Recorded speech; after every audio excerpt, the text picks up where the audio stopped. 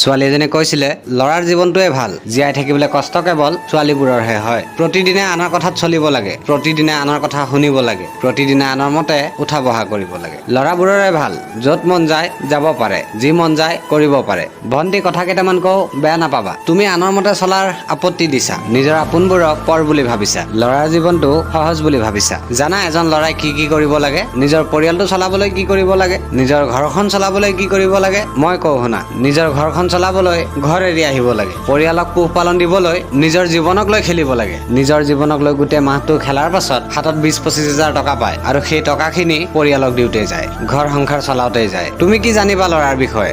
সপোনটো বাদেই দিছো, গোটেই মাহটো কাম কৰাৰ পাছতো সৰু সুৰা বস্তু এটা কিনিবলৈ হাতত পইচা নাথাকে। তুমি কৈছা যি মন যায় তাকে কৰিব পাৰি। ভণ্টি, তোমাৰ মন যাব ৰাতিপুৱা 5টাতে খালী পেটত কামত যাবলৈ? তোমাৰ মন যাব দেহা মাৰি কাম কৰাৰ পাছত ঘূৰি আহি ভাত বনাবলৈ? যিদিনা শৰীৰটোক আৰাম দিবলৈ ছুটি পায় সেইদিনা কাপোৰ ধোৱা আৰু ৰুম চাফা কৰোঁতে যায়। আৰু এটা কথা, অচিনাকি এখন দেশত অচিনাকি মানুহৰ লগত মিলিজুলি কাম কৰাটো ইমানো সহজ নহয়। তোমালোকে যিমান ভাবা ল'ৰাৰ জীৱনটো সিমানো সহজ নহয়। আপুনি যদি কথাখিনিত একমত তেতিয়াহ'লে কমেণ্ট এটা কৰি থৈ যাব, আৰু এনেকুৱা নতুন নতুন ভিডিঅ' পাবলৈ মোক ফ'ল' কৰি ল'ব। ধন্যবাদ।